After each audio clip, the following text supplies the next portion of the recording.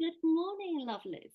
So, welcome to our vegan cheese making workshop.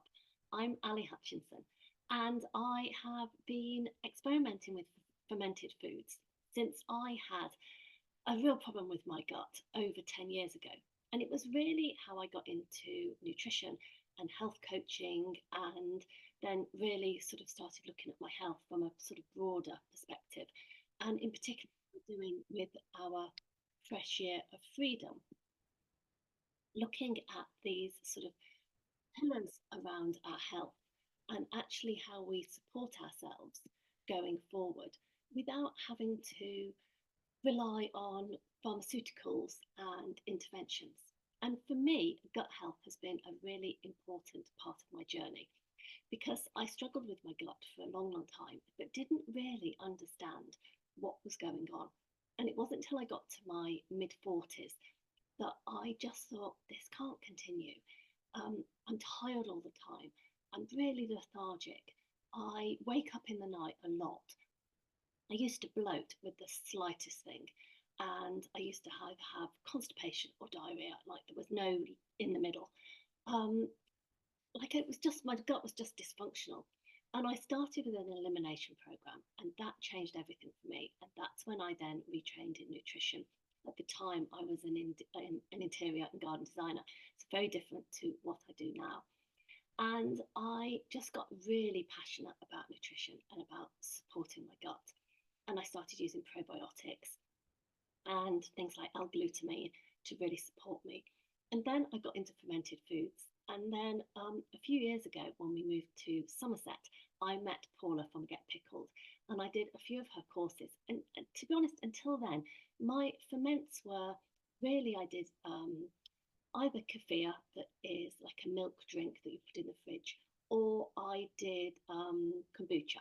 And they were my two things that I just regularly worked on. And other than that, I dabbled with making sauerkraut, but was never very successful. I did Paula's courses, and I really got into it. So my sauerkraut and my kimchi since then have never failed. That's not the same for my cashew cheese. My cashew cheese, I literally, it was like round three before I got anything to do anything. So I feel like I've mastered it now, but fingers crossed, you never know because ferments are, every single one is different. But what we're doing is we're supporting our gut by putting those friendly bacteria that are around us all the time and that are living in our gut, we're putting them back into good quantities. And what happens with our gut bacteria is they're living and therefore they're dying. So every day when you poop, you are eliminating a whole series of those bacteria that have died off and are ready to be flushed out of your system. So if you think about the number of times, hi Monica, if you think about the number of times that we wash our hands with antibacterial soap, or you are filling your car up with petrol and you spill some petrol or diesel on your hands, or you just have that residue. If you think about our exposure to heavy metals, they are all eliminating the good gut bacteria. And what we want is we want that sort of symbiotic balance of, we obviously need a bit of the good and a bit of the bad. But what we want is we want the good bacteria to outweigh the bad bacteria. And I like to think of that, it's like a football pitch. You imagine you've got an 11-a-side team, and if one's in red and one's in blue, if all of a sudden there's 4 or 5 players in the red go down and they're the good bacteria, then there's going to be more bad bacteria on the pitch and they're going to have a better game probably than the good bacteria. And that's what happens in your gut. So you want to keep them in balance. So by adding fermented foods that you've done yourself, you're allowing all that bacteria that's already in your environment. As we know from last week, we made our sauerkraut, we'd washed our hands, but we were using our hands, so the bacteria of your hands is going into that sauerkraut, and you actually start to put those good bacteria back into your gut. So this way of fermenting a cheese, if you're trying to do like a vegan cheese, is just really, really super simple. The other thing that has made the most massive difference to me with my gut health has been the Healy. And although Healy would talk about, from a clinical trials point of view, the things they've done with pain, with fibromyalgia, with migraines, with fatigue, with anxiety, depression, all as being clinically proven. For me, it's been those other things, those more esoteric things that have really supported me. So with my Healy, which is behind me, I literally can use it as a wearable, and I will wear it and I'll have the wrist straps on, or I'll use a little thing called the coil, and I will run pretty much in my early days, every day, I ran a gut health program of one description or another. So I use things like intestine harmony, um, large and small. I use things like Digest All. I used the release program to help with elimination. I use the pancreas programs, the liver programs, a whole series of other nutritional digest programs. Just incredible support for me. And having been gluten intolerant for almost 10 years, it was only in the summer that I actually really took my first foray into eating a little bit of gluten and had no side effects. And it was just life changing, because I've tiptoed around, gluten-free diets for so long now. So actually to go into a restaurant and just be able to go, no allergies, no, I'm like, I'm a bit giddy. It's just so lovely. And also things like, when you're going out with family, with friends, not having to scour the menu and work out what you can eat and what you can't eat, and be the one at the table that's really picky, and you're asking what's in that sauce and how have you made that, and is that cross-contaminated? All of that, just that whole weight, it's like it's lifted a level of stress that I don't think I even knew I was carrying. And I think it's done that for my husband too. So he's obviously, he books often restaurants, and he says I have to trawl through places if we're going somewhere new to find things that you can eat, and then book those restaurants, and then explain to them, that we've got someone with an allergy and it's really severe, da da da da. And now I don't have to do any of that. So a life changer for that. So if you're struggling with gut health in that way, then reach out to whoever's shared this with you and ask them if they will run a frequency scan for you, or if it's me, reach out to me and I'll happily run a frequency scan for you and see what's coming up in your bioenergetic field that maybe Healy can support you with. So with all that said, I'm also running frequencies with the Mag Healy around cooking as we actually make our ferment, so that I'm adding those extra level of frequencies into this beautiful ferment. So it really supports it in all sorts of ways. So if you're cooking along with me, and I know I can see we've got people on the live, but they're not cooking with us, which is probably a good idea because it might get messy. Then what you've done is the night before, you have soaked your cashew nuts. So you want raw cashews. So cashews that aren't salted, aren't dried, not dried, toasted. So you just want raw cashews, and you literally soak a cupful, which for me is about 140 grams, and I measured it yesterday, weighed it, and it is in filtered water. Now you want to be using filtered water, because although our tap water is deemed as drinkable, you can see I've got this amazing water filter here. And some days I notice our water just smells really chemically when they're flushing something through, or then they are, keeping it clean so we can drink it. They're adding a lot of chemicals to it. There's also chlorine in the water, and that will stop your ferment. And I think there's probably, if you're living in the country, animal feeds go into water. If lots of people are on the pill, all those hormones that they're actually peeing out of themselves go back into our water system. And when you think about water, the water we have on the planet is the same water that has always been here. There's no new water. It's been here for millennia. So, it's got all sorts of things in it, particularly that when you're taking it out of a tap. So really useful to drink filtered water and to use that for your ferments. And then you're going to drain these, and I'm just going to do this, I have to turn my back to you, over my sink. but you want them still to be really wet. So don't like dry them or anything because you're going to blend them. And I tend to add them to my blender and then add more water. So you are going to blend those and just see if you can get them moving without adding any more water to start with. Sorry, my blender's really noisy.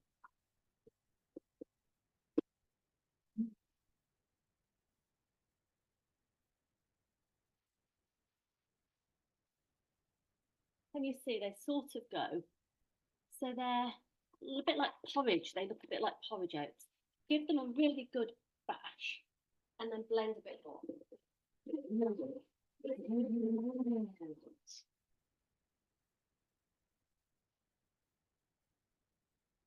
Okay. So then I'm just going to wipe down the sides. So can you see they're now quite well blended? And I'm just going to wipe down the sides of that. It smells great already. It hasn't actually got any flavours in yet.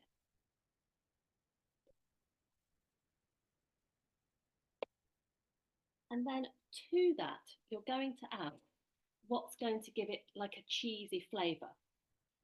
So for me, I use my B12 nutritional yeast flakes.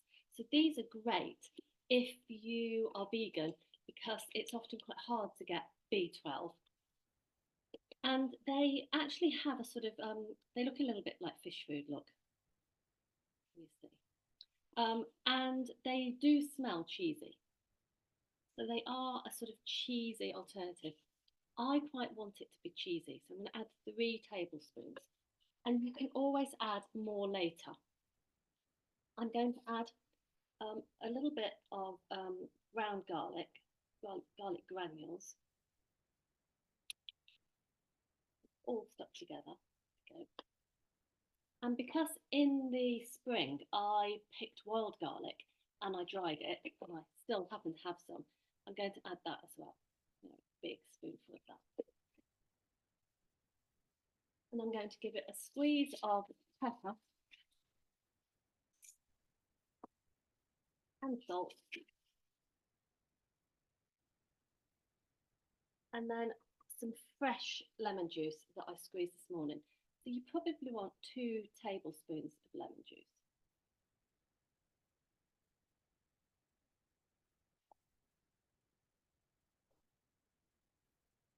And then to all of that, you've got to add more liquid so that it's still going to keep moving. So this is where your brine comes in. So if this is your sauerkraut that we made on Tuesday, I can hear mine's really lively still. So you're going to open it really carefully. So I'm going to put a kitchen towel over it because normally I would be doing it by the sink. And then as you open it, you'll probably hear it hiss. And can you see there's already liquid escaping from it? So when I opened it yesterday, it literally threw itself across the kitchen. And then you can see my liquid is literally up to the brim. And what you're going to do is, because that's really active still, you're going to take 2 or 3 tablespoons of it. Let me see. There's all the bubbles coming out. You're going to take 2 or 3 tablespoons and add it to your ferment. So obviously if you just did your ferment with white cabbage, it's not going to be red like mine is. My cheese is going to be an interesting colour because I've used red cabbage in it. I'm going to add 3 tablespoons of that. And then I can always add more because I've got plenty in my jar. And then just going to push that leaf that we put on the top, if you remember, down so that everything is still under the surface in my ferment. And you see it's really bubbling away there. Got lots of activity in it, so it's doing really, really well. Put that lid on. And then to that, because that still is quite dry, I'm going to add just a quarter of a cup of water.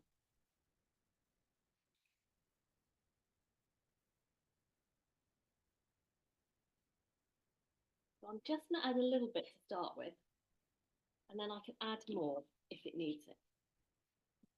And back to my NutriBullet.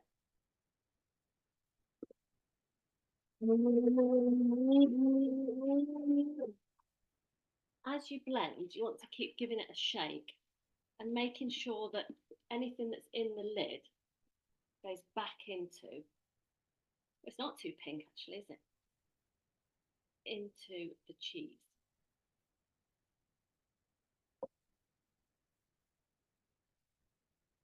You can't see my worktop because I'm a terribly messy cook. I used to do videos like this all the time and I haven't done one for so long. I was like, oh, how am I going to set my laptop up? But it's working. So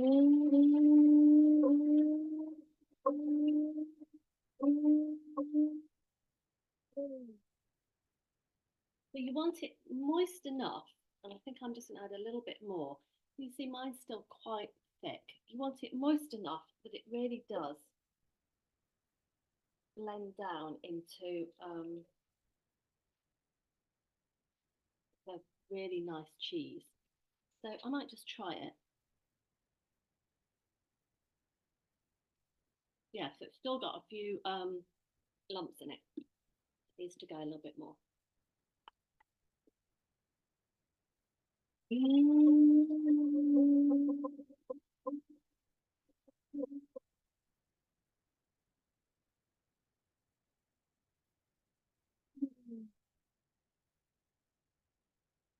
And then between each whiz with the NutriBullet, just scrape all back together. So if you see now, look, it's much more, not drop that in the kitchen, much more dollopy. Is that even a word? I don't know if that's even a word.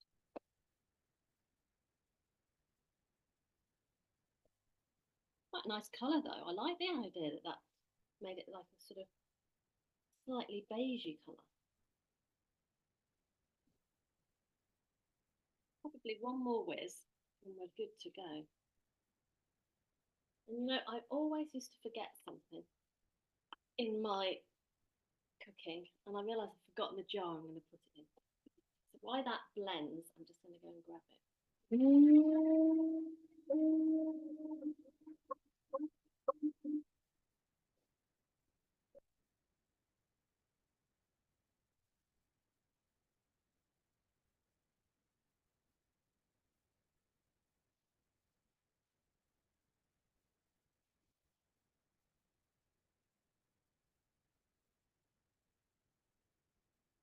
So there we go. Look, now you can see it moving. So that is your cheese. So again, clean spoon. You might want to try it. Oh, that's good. And then you might want to adjust the flavour at that point. So if you want to add anything else to it, this is the point at which you add it. And then I can't show you this bit because I haven't actually done it. But you want a clean jar and you want to sterilise it. So what I'll be doing is, this is a clean jar straight out of my pantry. I'll just boil the kettle. I'll sort of fill it with water. I'll swish it around so it all gets really hot. Then I'll empty it out and then I'll let it dry naturally. And then that's where my cheese will go into. And then I like to put a line on my jar, and I'll do these as photos for you, so that I know this is where I filled it to. And then as it starts to ferment, it will grow. So it will probably double in size. And if you haven't got that mark on your jar, sometimes you look at it and you think it was doing nothing, but it is actually starting to move. And it just gives you that sort of benchmark of, oh yeah, it is moving, it is growing, it's doing what it's supposed to do. And it should normally take about 3 days for it to double in size, for it to ferment, and then it's great to eat. I mean, you could eat it now, but if you want it to ferment, you just need to leave it. If you were going to make a hard cheese, which I'm going to start experimenting with, you would ideally want your base as hard as possible, and then you would pull it out put it through some muslin to allow any extra moisture to drip out of it, and then you would dehydrate it or you would put it in front of a fan. That sounds like a lot of fat to me. So I'm going to be making a cream cheese. But I will experiment with sort of perhaps when the weather's a bit warmer with some hard cheeses. And if you're interested, I can share some recipes with you. But this is basically how you start with a really good vegan cheese. So if you get to that stage and you've got any questions, message me. If it starts to ferment and you don't know what to do, message. And if you want to drop pictures of it doing its thing into the group, then do that, because we'd love to see them and we'd love to see what you come up with. So unless Monica's got questions, I'm going to stop the record. No, brilliant. And we will catch up with you in the group later in the week. And I hope you're really enjoying our fresh year of freedom. If there's anybody you know that you'd like to invite to the group, we're still only just starting our second week. And I think, to be honest, our first week, because we started on the 1st, lots of people were still struggling to get into it. So really, this is probably only the first week that most of us have actually been, concentrating on it really well. So there's still plenty of time to join us if you want to. So do keep sharing the link, and we'll hopefully make this a fresh year of freedom for everybody. Take care now and catch up soon.